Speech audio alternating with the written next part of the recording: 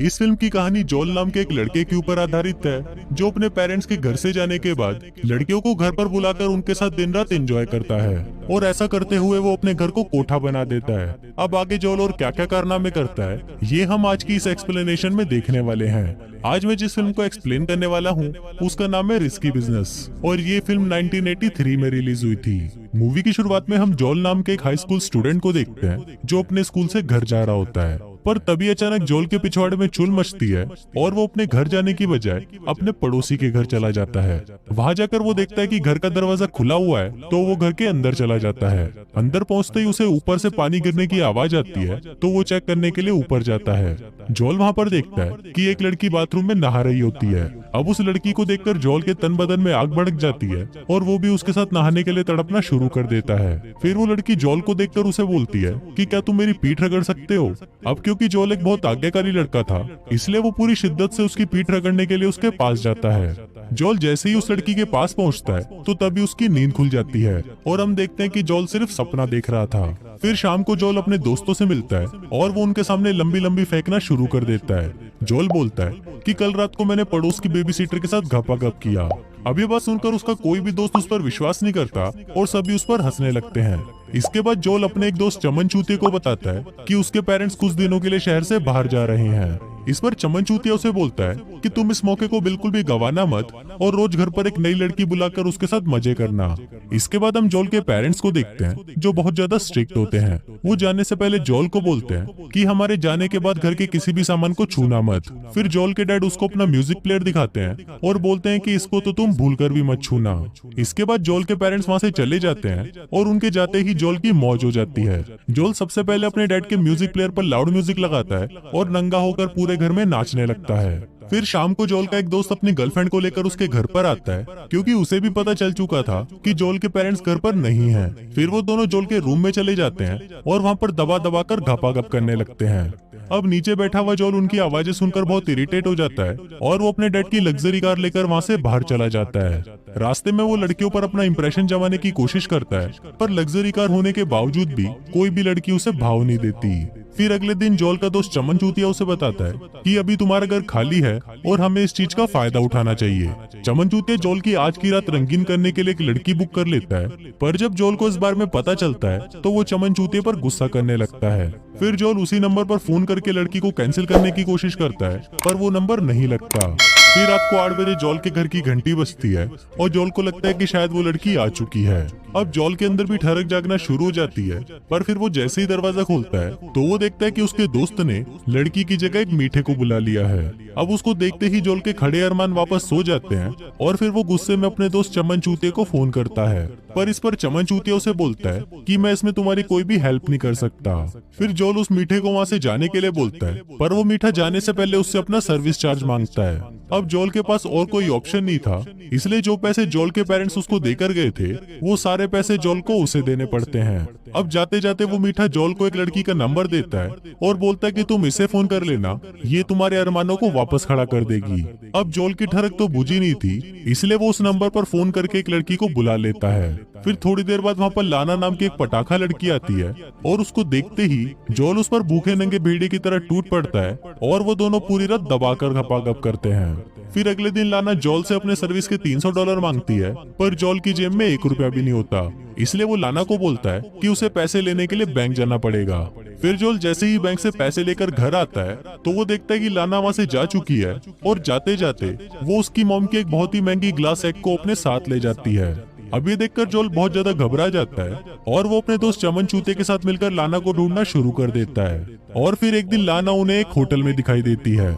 फिर लाना जोल के पास आती है और उसे बोलती है कि मेरा मैनेजर मेरे पीछे पड़ा हुआ है, इसलिए तुम मुझे जल्दी से यहाँ से कहीं लेकर चलो। पर इस पर जोल लाना को बोलता है कि पहले तुम मेरी मॉम का एंटीक एग वापस करो, तभी मैं तुम्हारी हेल्प करूंगा। लीना उसे बोलती है कि मैं तुम्हें वो वापस कर दूंगी, पर प्लीज अभी मुझे यहाँ से लेकर चलो। फिर जोल भी जल्दी से गाड़ी भगाकर वहाँ से निकल जाता है, पर लाना का मैनेजर उसका पीछा करने लगता है। अब मैनेजर से पीछा छुड़ाने के लिए जोल बहुत तेज गाड़ी चलाता है और फाइनली वो उससे पीछा छुड़वा लेता है। जोल लाना से पूछता पूछता है कि वो मैनेजर तुम्हारे पीछे क्यों पड़ा हुआ था। इस पर लाना उसे बोलती है कि उसने मैनेजर से कुछ पैसे उधार लिए थे और वो उसके लिए काम भी करती थी, पर उसके रूड बिहेवियर के चलते उसने उसका काम करना बंद कर दिया। फिर लाना उससे पूछते है कि क्या वो आज रात को उसके घर पर रुक सकती है, तो जोल इसके लिए उसे हाँ बोल देता है।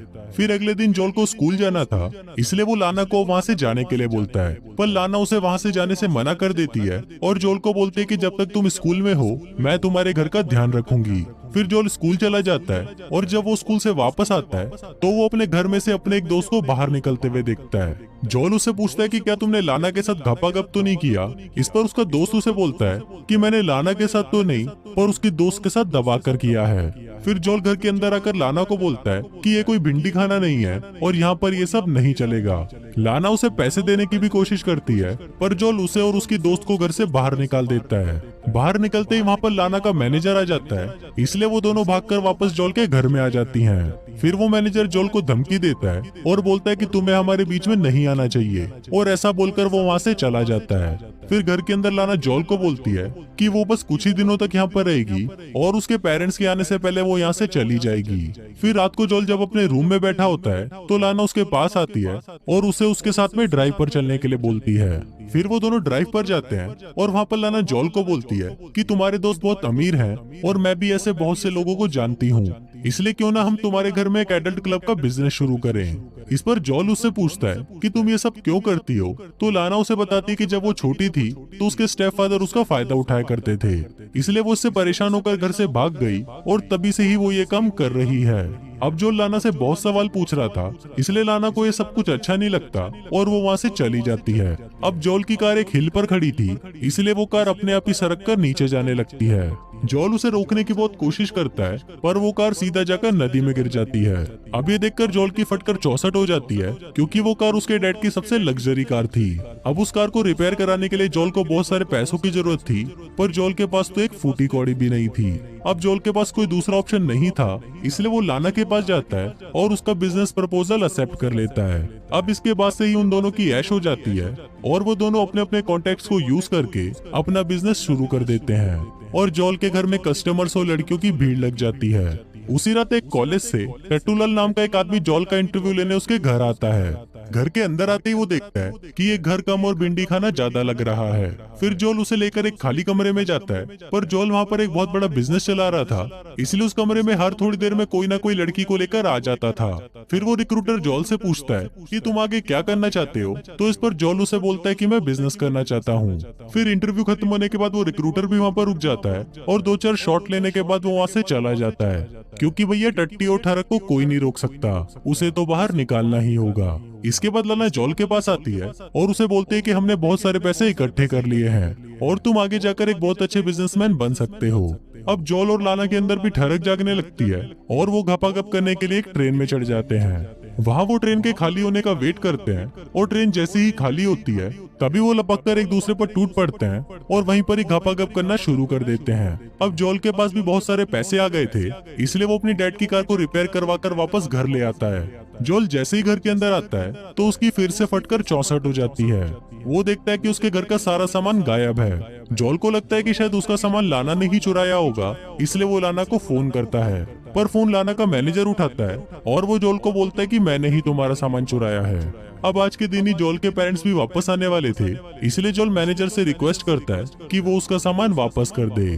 फिर थोड़ी देर बाद मैनेजर सारा सामान लेकर जोल के घर के बाहर आ जाता है और उसको बोलता है कि तुमने अपने बिजनेस से जो भी पैसे कमाए हैं वो सारे तुम मुझे दे दो। अब जोल के पास कोई दूसरा ऑप्शन नहीं था, इसलिए वो सारे पैसे उस मैनेजर को दे देता है। फिर जोल अपने दोस्तों के साथ मिलकर सारे फर्नीचर को वापस अपनी जगह पर सेट कर देता है। फिर थोड़ी देर बाद उसके पेरेंट्स भी घर आ जाते हैं। फिर उसकी मॉम जब घर का सारा सामान देखती है तो वो जोल को बोलते है कि तुमने मेरे एंटी कंडे पर क्रैक डाल दिया है, और इस पर वो उसे बहुत ज्यादा डांटती है। फिर इसके थोड़ी देर बाद जोल के फादर उसके पास आते हैं और उसे बोलते हैं कि जो रिक्रूटर तुम्हारा इंटरव्यू लेने आया था वो तुमसे काफी इम्प्रेस हुआ है।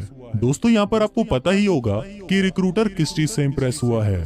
फिल्म के लास्ट सीन में हम देखते हैं कि जोल की मुलाकात वापस लाना से होती है और वो दोनों अपने फ्यूचर प्लान्स को डिस्कस करने लगते हैं, और इसी के साथ ही ये फिल्म यहीं खत्म हो जाती है।